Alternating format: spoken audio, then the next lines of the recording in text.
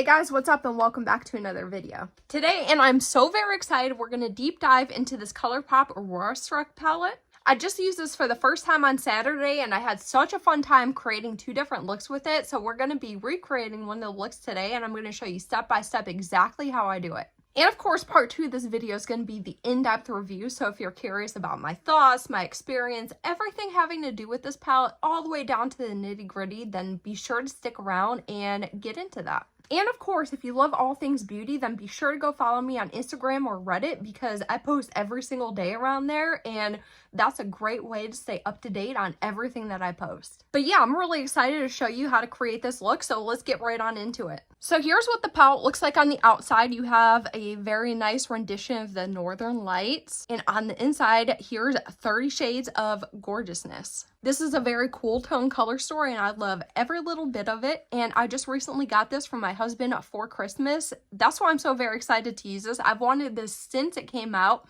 and I'm so very glad to have it in my hands to show you guys today. So for today's look, we're going to be doing something called the dark inner corner. So we're going to be putting blue on the inner corner today, and then we're going to be playing in some of the neutral tones and then some of the pinks. And most definitely, we're going to be tapping into some of the pressed glitters in here because you know I can't go through a palette without getting into the glitter. So I'm going to go ahead and move you guys a little bit closer so we can get on into the eye look. Alright, so if you've been around here before, then you guys always like to know I like to start out with my eye prep steps. Now, the thing with this palette is you don't have to do any of that. I tested this palette on both a prepped and set eye, and I also tested it on a completely bare and untouched eye, and it worked the exact same in both situations. So for solely the sake of time, I'm going to go ahead and work on a bare eye today. So I'm going to start out with a little teeny blending brush, and if you're curious about any of the tools I'm going to be using today, I always have everything linked down below in the description box. This is just from Profusion, and it's one of my most favorite brushes ever. And I'm going to go into the shade Bucket List first. And what I'm going to do with this shade is put it directly into my crease. So if you look straight ahead, you want to actually put this right into your crease and follow it all the way to the outer corner. You want to keep going over this and building this up a ton of times because you really want to get that color in there. So I'm just going to continue building and blending, building and blending. And as I'm sitting here doing this, I'm just thinking about my day-to-day, and it's been kind of crazy because both my husband and my son are still pretty sick, so I had to go out by myself today. Now, I'm not a person that likes to go out by myself at all. I can barely drive on my own. I can drive around my little town, but if I have to go out on the highway, it's game over. I just can't do it. But we had literally no food in the house, so I had to go out today and get some food and definitely some kind of easy eats for my husband and son because, you know, their stomachs can't handle a lot, so I need some Sprite, some soup, stuff like that. So I'm still hanging on to the small brush. I'm going into the shade No Sleep Now, which is that baby pink shade. And I'm going to blend out this nice tan shade with this baby pink and kind of fluff it up almost to my brow. So I decided the best course of action was to take my husband's pickup truck today. He's got a big diesel truck, so it's a really big ride. And I typically drive a really small WRX, and I find it really easy to handle. And normally I'm scared of driving the truck, but lately I've really been into trucks. I figured if I had to go on the highway and go to Walmart, I figured the truck would be my safest bet. The closest freeway system to me is the I-75, and there are so many semi-trucks on there. I just get so scared of driving on it. But you know, when you're in a big diesel truck, you're closer in size to them, so I figured that was probably the safest way and probably the way that I would have the most confidence in driving. So I'm taking a little detail brush. I'm going back into the tan shade called Bucket List, and I'm going to run this along pretty thickly along my entire lower lash line. So I finally made it to Walmart, and Walmart, the one I went to is the really small crappy Walmart that I did during Vlogmas. I really like the one that's about 45 minutes away, but there's no way in heck that I was driving all that way today. So I just went to the small crappy Walmart today, and that's maybe 20 minutes away. And I finally made it there. And I didn't think this whole time while I was driving the truck that I had to park this thing. So normally in my car, I have handicap tags on my car, so I get the good parking spots, but not in this truck. In this truck, I didn't think about what a hassle it would be to park this truck. So I decided it would be the best bet if I parked all the way in the back of the parking lot and just walked into Walmart that way. So I'm taking the same little detail brush and going into the deep gray shade called Icelandic now. And I'm going to put the shade on the very outer corner of where I just applied that tan shade. So as I was doing the parking, I thought I did a pretty decent job. That was until I got out of the truck and actually saw what I did. I parked in about 3 different parking spots. I did an absolutely horrible job. I'm so glad I didn't come close to any other cars because there's no doubt in my mind that I would have hit them. I'm taking some more of that Icelandic shade and I'm going to line my entire top lash line with it. Inside Walmart, I really didn't have any problems. I did about maybe 40 minutes worth of shopping. I made a list, so I kind of knew what I was getting into. I knew everything that I wanted to get, so it wasn't really that much of a hassle. But after 40 minutes, I started having like anxiety and I was starting to panic. So I knew that was it. So I had maybe like 2 or 3 more things left on my list and I just didn't get those. I said I'll just come back another day and get those because I just can't be in here anymore. So I'm still hanging on to this little teeny detail brush and I'm going to go into this pressed glitter shade called Solar Vibes. And I'm using this on a dry brush because I really want that dispersed glitter effect. And I'm going to put this all over my entire lid. So when it came time to check out, there were only 2 lanes open. So I was getting pretty stressed out about that. So there were only 2 lanes with people working in them, but there were like 15 self-checkouts open. And I had a lot of groceries. So I'm just like, whatever, I'm just going to do self-checkout. So then one of the workers actually came up to me and said, "Ma'am, are you sure you want to do self-checkout with this many groceries?" I was like, "No, but I don't really want to wait in line for 2 hours either." So she's like, "Well, here, just go in the shortest line." And I was like, I kind of felt like I had to because, you know, she was judging me because I was at self-checkout. So I moved, even though I didn't want to. I went into the normal line. And then luckily, somebody decided to open up a register that was right next to the lane that I was in. And she's like, "I could help you over here." So I get there and I started talking to the lady that was ringing me up. And she didn't answer me at all. And I was like, okay, I mean, am I offending her or something? Is something wrong here? And I looked at her name tag and it says, "I have no voice." So she couldn't talk or hear me. I was just like, I was a little weirded out at first because I didn't see that. So I just thought she just didn't want to talk to me. All right, so now we have the entire foundation of the eye look on. But now we're going to put a deep dark blue in the inner corner. Now, unfortunately, the blue that I chose to go in with for this look is the absolute worst shade in the palette. It's very, very difficult to use and hard to control. So we're going to do our best today. I don't have any other face makeup on, so I'm not really worried about it ruining my makeup. But if you're going to use this shade, it's definitely an eyes before base type of shade. So I'm still going to hang on to this little detail brush, and I'm going to go into the shade called Orca. Now, when I do this part, I like to define my area first and then fill it in. Because if I do it the other way, I find that I make more mistakes. So I'm going to go ahead and outline where I want my shape to be. So I'm just going to kind of do a line going this way and match it up to the top of that pink. And then I'm going to swing it on down to the lower lash line.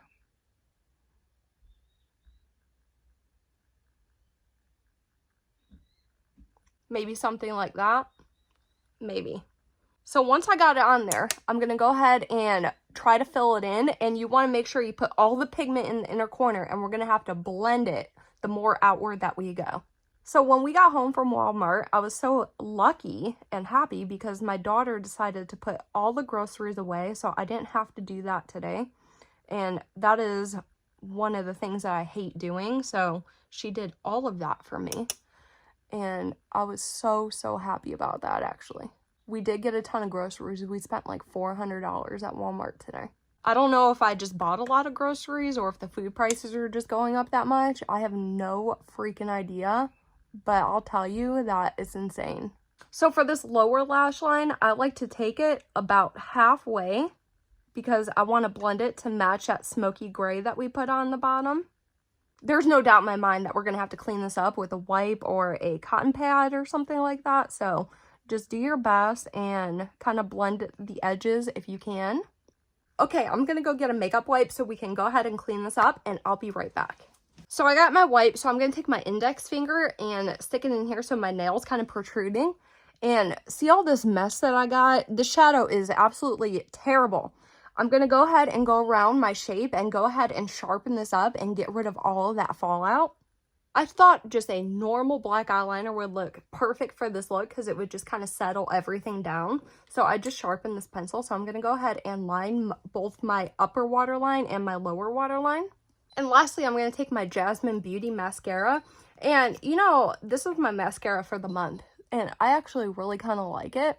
But nowhere on the tube of it does it say that it's a tubing formula. But it most definitely is a tubing mascara. I do love a good tubing mascara, so I'm not mad about that at all, but I was just kind of surprised, you know? This is also a mascara that really needs to be built up. So you do one coat, you kind of do your lower lashes, then you go in with a second coat, and then you get where you want to be. All right, so here's the final look. How easy was that, guys? I just love how this looks. It's so much fun, and not to mention, it's super simple. We just knocked that out in just a few minutes. So I'm going to go ahead and go off camera and do this other eye, and I'll be back and we'll dig into this review.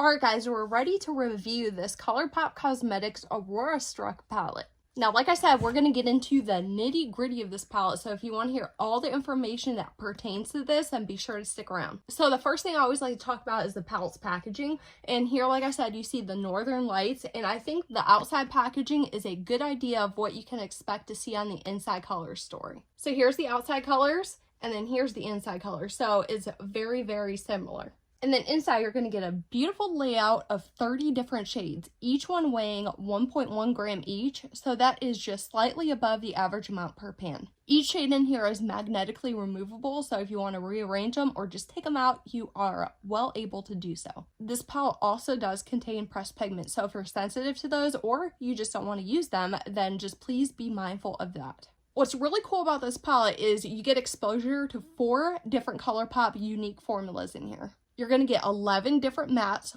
14 different metallics, 3 sequin shades, which are those little matte shades with little sparkles in them, and then 2 creamy pressed glitters. So moving into our routine data check, the first thing I always like to mention is that this is not clarified to be any type of clean or conscious product. This palette is cruelty-free, but it is not vegan. And there's also no expiration date located on the palette or on the exterior box. So moving right into the cost evaluation, if you went out today and bought this palette as it stands, it would cost you 35 big ones. Breaking that down a little bit, it comes to $1.17 per shade, or looking at it a different way, it comes to $1.06 per gram. So either way you look at it, if you look at it price per shade or price per gram, it's affordable in any manner. So let's slide right in to the most opinionated part of this video, which happens to be my recommendation. So this is the point in the video. I'm going to tell you about my experience while I use this and what I think about it, okay? So as for patchiness, I didn't have any sort of patchiness while using the colors in here.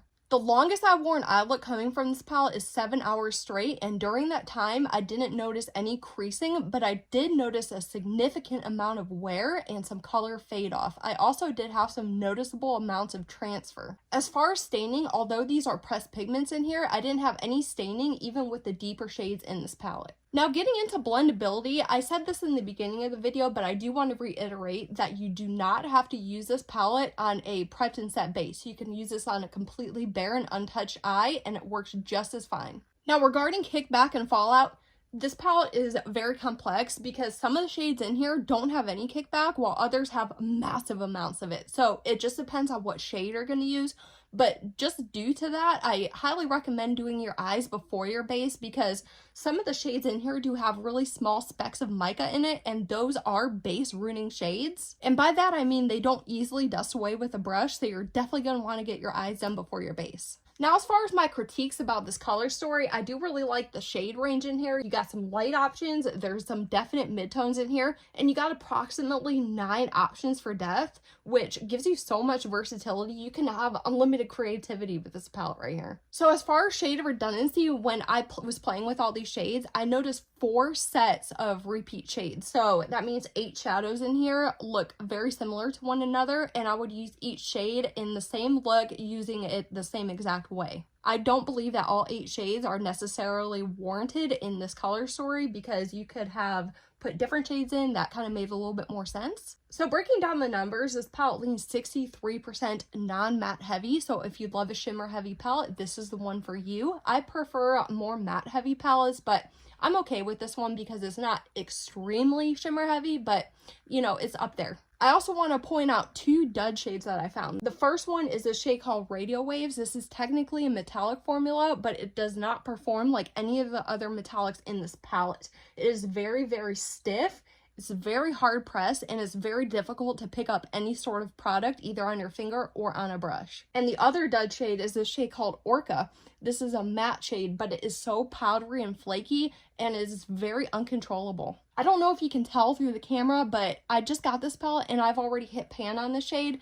I just don't like this shade. It is not my typical favorite matte formula and I don't know what's wrong. It doesn't perform like any of the other mattes in the palette either. So with this layout, you're going to be able to get some beautiful blends and you can do some gradient builds with all the shades provided to you. I noticed that the blends between shades were pretty flawless. I didn't see any signs of any harshness. The formula in here is definitely more buildable, so you're going to have to notice going in quite a few times to get the color that you desire rather than it being directly pigmented. Formulas like that can be a lot more easy to manage and control, in my opinion. Something else is that you're not going to find any kind of special effect shades in here, like duochromes or multichromes. Those are not in this palette at all. The best thing you're going to get are the cream pressed glitters. And speaking of the pressed glitters, those two are right here, and they don't have a base on them, so you can use them in a multitude of ways. My favorite way is to use a dry brush with them and just kind of sheer them across the lid. And as far as all the non-mattes, I tried all sorts of application methods with them, and by far the best way is going in directly with your finger or using a damp brush. That's exactly how you're going to get the most impact out of them. So if you were curious about this palette, I think it's a good one. I don't think it's amazingly great or anything. I've definitely tried better, but I do think it's fun. I think it's different, and I do think it adds to my collection.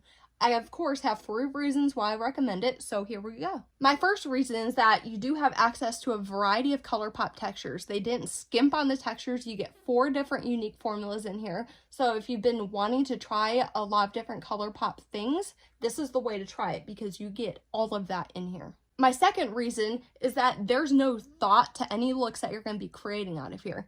I have created a few different looks out of here, and every single shade that I tried together goes well together. I had absolutely no issues trying to conjure up what shades go well together because they all just do. It doesn't matter what color angle you're going for. The greens match with the purples in here, the blacks match with the blues. They all go beautifully. And my last reason, and how can I not point this out? This is one of my favorite aspects of a palette. You get a ton of depth in here. You have unlimited creativity and the versatility is amazing in here. So yeah, guys, when I rated the palette for this week, I gave it a B. So by that, I mean, I really did like it. I had a great time with it and enjoyed it, but I didn't find it to be without any flaws. So that's all I have for today's video. I hope you enjoyed it and found it helpful. And if you did like it, please give me a giant thumbs up. And if you didn't like it, just click that thumbs down button.